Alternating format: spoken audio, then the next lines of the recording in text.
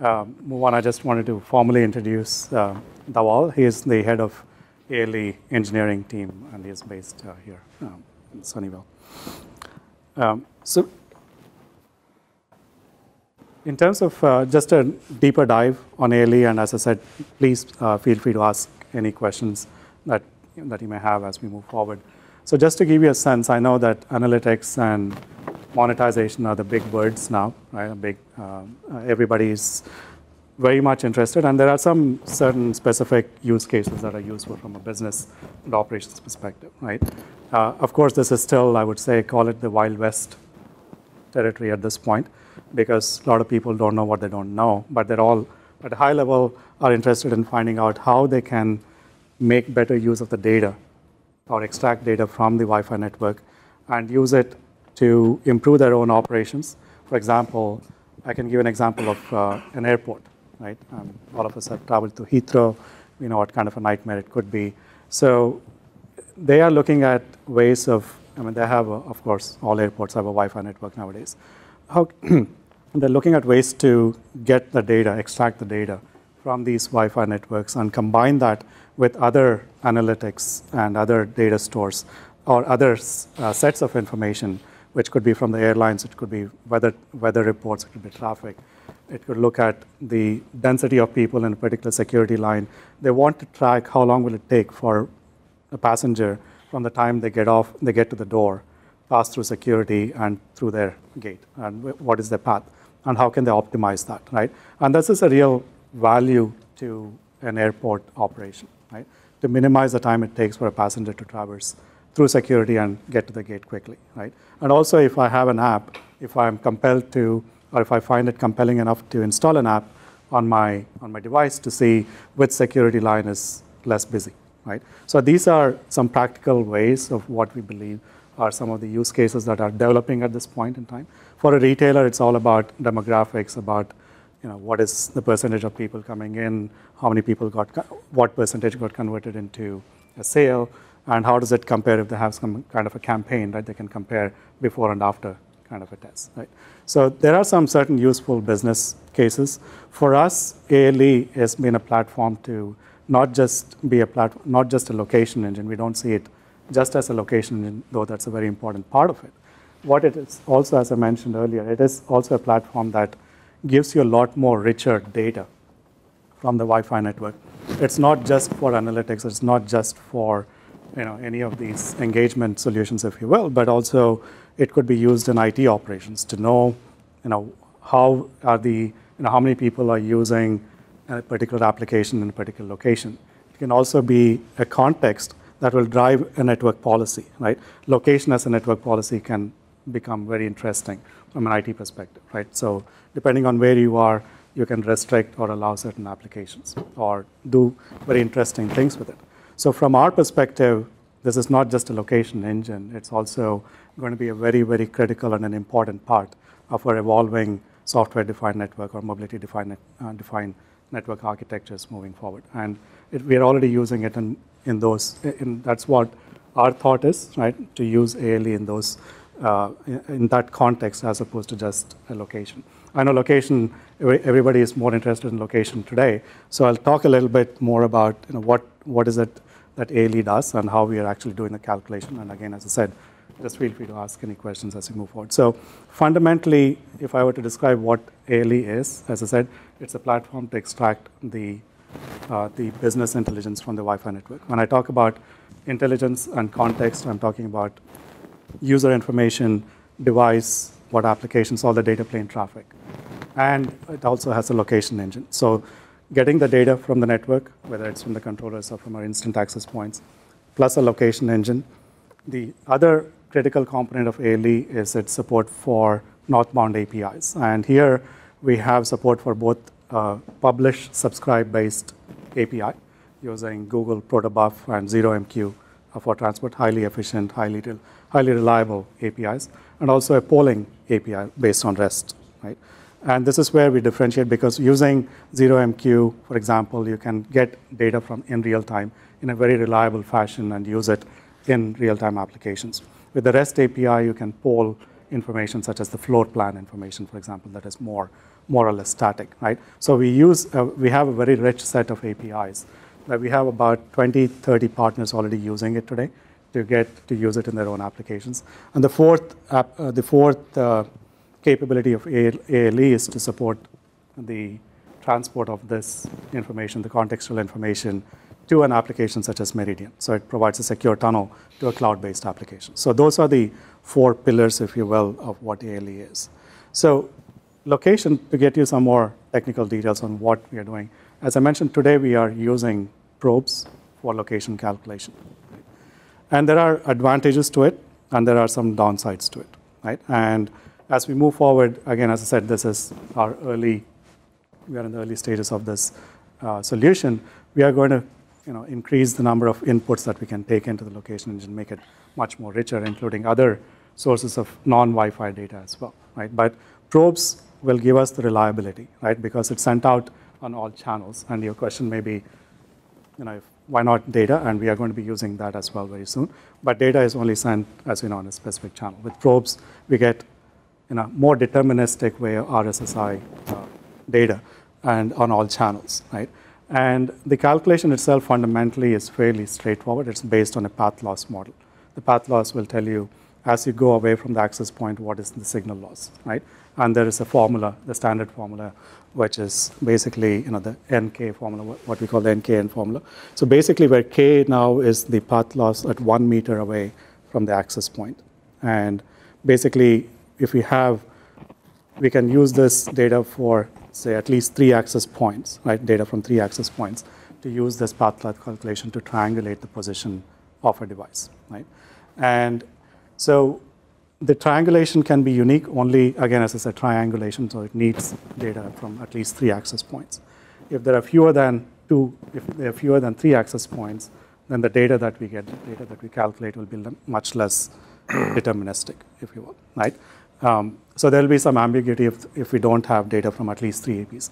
As soon as we get data from 3 APs, the calculation is done and sent to through a northbound API. In an area, I mean, it's not that perhaps relevant to retail, but with RTLS, when you've got a very small area, like let's say it's 10 meters by 10 meters, or even smaller than that, you wouldn't go and put 4 APs. No. So having 1 AP, because that's right. The same is going to apply here, right? Yeah, exactly. In that case, that's, as I mentioned, like a Starbucks or a small 7-Eleven kind of a store, all you need to know is within some threshold whether you're there or not, right, based on the RSSI threshold. Would it also be fair, so in RTLS is most commonly at 2.4 gig, would it be fair, because we're now looking at dual band smartphones and AC smartphones, that you could just design your location analytics based on 2.4 gig, even though they're going to be sending probes out on 5, you can pretty much assume that everything that's on 5 is also on 2.4, because obviously if you don't do that, you're going to have to increase the density if you're basing it on 5 gig to some degree. Do you want to comment about the 5 gigahertz? That's just a calibration. Yeah. Sorry. I don't know if you can hear me or if I need a mic. I need a mic. Yeah, so that's just a calibration setting in the engine, right? The AL is dual band aware. Sure. So what I'm saying is, when you're installing your APs, yes, you're going to have to do it at a certain density to allow for 3 APs at neg 65 or whatever it was. No, we typically are. I mean, so just forget location for a minute. I mean, we're not recommending different deployment densities for a 2.4 or 5 gig deployment. For a long time, best practice has been designed for 5, right? And we're going to restrict power based on the particular propagation environment that we're in, right? So there's really no impact from we're going to deploy APs at the same density regardless, and then the engine itself will factor that in accordingly. Yeah, because you're assuming that 5 is going to be used for something else, obviously. Yeah, correct. And then the AL also is aware of the conducted power settings on the access points, right? Okay, in the same way that in a more typical RTLS environment, let's say being healthcare, I guess the most common, if you're doing voice over Wi-Fi at 5 gig only, which is obviously pretty common now, yep. And as long as AP placement is done well, you're pretty much set for RTLS at 2.4, and that's pretty much what you're saying, I think. Yeah, designing for 5 gig and 2.4 will fall in line. Yeah. So a couple of comments. First of all, I think we would say that the term RTLS is now a multi-band term. We would consider AIL as an RTLS product. If you're referring specifically to sort of the classic tag type of product from Aeroscout or Ekahau, that type of vendor, yeah, those are certainly those are 2.4 only chipsets. Yeah. But the service that we provide is dual band and much more comprehensive than that. So just a nomenclature thing. As far as the sort of the calcs are concerned, the more general point that you're making is just that the engine has to be capable of understanding the path loss environment, right? And so it's not just confined to what band you're on. It's also, what do my walls look like, right? What exists in the area? What are the ERPs at my antennas, right? Or the intentional radiators, right? So we've got to factor all that information in to produce the calc. It's not just, the band delta is one component, but there are many others. I guess I'm thinking of a situation where you're using dual band as you generally are now, but at 5 gig, your application at 5 gig, what you happen to have in that environment may only need, whatever neg 72 at 5 gig. It's just a data application at 5 gig. But I think even if that's the case, you're still likely to get whatever the requirements are, the neg 65. I'm just trying to work out what density would be required. But I think what you're saying, you're going to be covered off.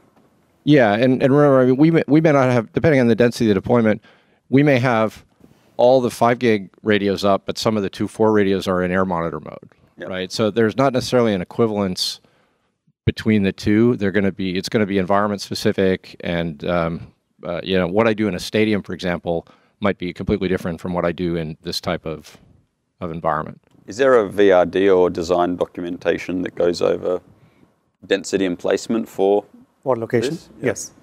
Yeah. But is it specific? So is it specific to location for the analytics then? That it's different to what you might have a traditional RTLS? So we do have some documentation about specifically for how do you design a network for location, for better location accuracy. Right. What are some of the key considerations? And I've tried to summarize it here, but we do have. But that's something that's specific to the location analytics. That's correct. Yeah. For location accuracy, what are some of the key determinants? Okay. Yeah. I have a question on your last bullet there. Yep. I've noticed normally we look at RSSI an average over a second, but it kind of fluctuates even inside the second. The more multipath you have, the more fluctuation you get, especially when your client device is a single stream. Up to 7-8 dB swings inside of 1 second. That's a lot of dampening. How do you? That concerns me. Yes. Your observation is actually absolutely right. Right. Even if I have a device that is just sitting here, not doing anything else, we have seen RSSI fluctuations, like you said, of over 6 dB. So there are sort of multiple layers of sort of the smoothing or averaging mechanisms, right? Starting from the AP driver itself, right? So receiving data on multiple chains, for example, right? So that would be sort of first layer. Then traditionally, if you look at the Aruba TLS feed, so it also depends on how often the access point is sending the data. And so one of the things that happens is that, let's say if you are sending data every 5 seconds, so everything that you receive within that 5 second is kind of averaged over that time window, right? And then that data goes out.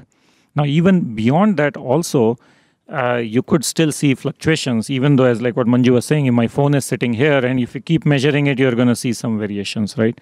So within ALE also, we have some outlier and some smoothing detection kind of algorithms. So for example, if you have, you're getting data from 3 APs, right? So it's highly unlikely that all 3 of them will fluctuate at the same time for a static. Basically, they decorrelate themselves. Yeah, so you kind of have to build those algorithmic values. Like 2 APs might be sending you exactly the same value, but the third one may go higher or up. So you can easily figure out that because 2 guys didn't change or 3 guys didn't change and only 1 guy changed, maybe this is an outlier, right? So you can then accordingly compensate for it. So we do And have those are calculated in the client device, or the client device just reports what it not on the sees, client device. and ALE is doing all the Yeah, calculations. client is just doing whatever its job is, right? It's just like probing or sending its data frames or whatever, right? So there are these happen at the AP level or at the ALE level.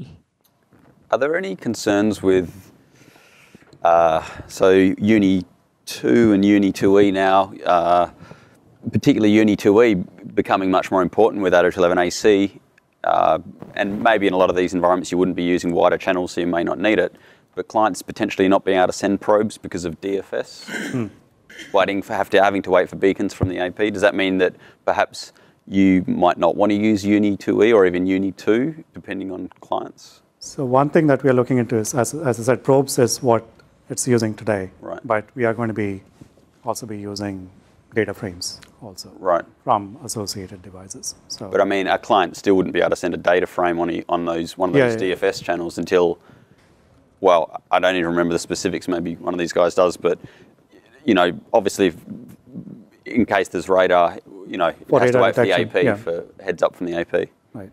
So we haven't gone into those use cases, but that's a good point. But with AC, I mean, Uni 2E hasn't been such a big deal even with N, but if you want to start using wide channels, obviously. That's a good point. But we'll have to deal with those as well. Sure. Yeah. But the key point, sorry, before I go. Whose database engine are you using? Can you share? So internally within ALE, Yeah, within ALE. we have a Redis database, which is what it holds about in-memory database. It's an in-memory database and it holds it's data not like for about Oracle or Solid or yeah. So if you need historical and all, so it's mainly meant for consumption of data as that comes out of ALE. It has an in-memory database, and I think it can store data for over a period of 1 day. As we move forward, we are looking to obviously, when we talk about big data and all of that, we need to support Hadoop clusters and MapReduce jobs. And so we're looking at a whole new support infrastructure, database infrastructure in the next. And how is ALE licensed or sold or packaged? So two things with ALE as to how it is sold. So if there is a meridian in the deal, so if there is a meridian being used, then ALE is included as part of that. There's no additional cost to ALE. When there is no meridian, it is licensed on a per access point basis with one-time fee and an annual support fee on a per access point basis. Okay. But with meridian, everything is included. Okay. I have to give you another 3 minutes and then Okay. I really enjoyed I'll be here after so we can have more discussions. If you have any questions, more than happy to answer that. But as I said, I think Chuck wants to answer sorry. this question. Yeah, so just to come back to the DFS thing real sorry. quickly. Yeah.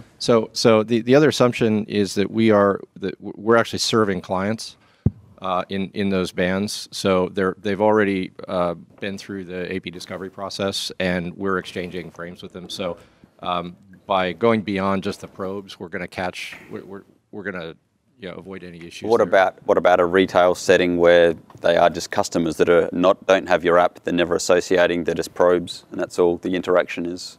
Right. Yes. So in that environment, we might have less telemetry than if they're on the network. But again, a lot of these customers are providing we use this public-facing enterprise terminology. They want you to run the app in order to deliver a lot of the rest of the value. That's part of the point of Meridian. So we're going to get you on. The intention is to have the device on the network. I don't think many of those environments need the wider channels, and therefore you can get away, if you had to, without using Uni 2E. If that became a concern, you really don't need 80 MHz channels in retail. And I don't know if you caught that point before or not. So from a ALE location perspective, it supports both what we call as unassociated users, which is what you were kind of alluding to, right? So you're just walking in the mall with your phone turned on, right? Wi-Fi turned on, that's it. You're not associated or anything. But from an analytics perspective, we can still locate that particular MAC address and be able to, but that is purely relying on the probe.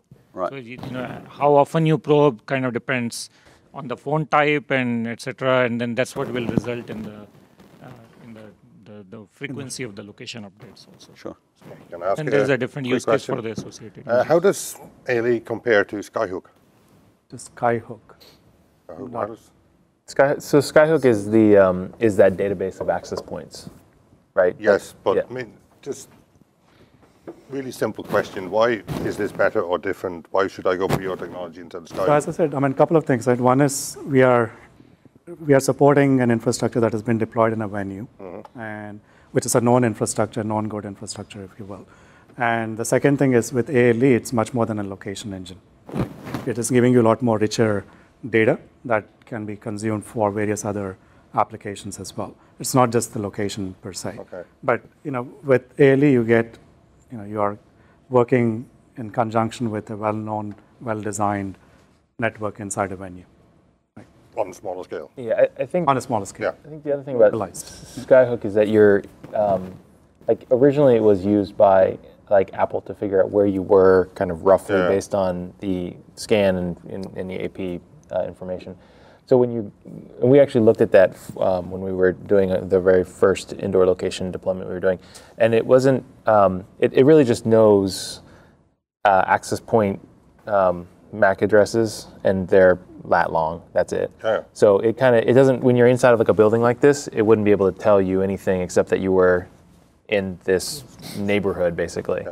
Because it would know some truck drove down the street and heard the access point and basically referenced it to the lat long. So it doesn't do you anything when you're inside of the building, and that's sort of the I difference. thought so. I just wanted you to hear you say that. Yeah. Right. So I think I'm almost out of time. Just wanted to wrap up by saying, so there's a lot of things that impact the location accuracy, since I just wanted to spend some time on that. I think you all get that. So we have a number of, we had done a lot of tuning, a lot of smoothing to take care of outliers and everything. And this is an evolution, right? We are not done by any means in terms of going to the next step. But I think what we have is a tool that will allow much more richer applications to be developed, right? More interesting enterprise and other public-facing venue applications on top of that.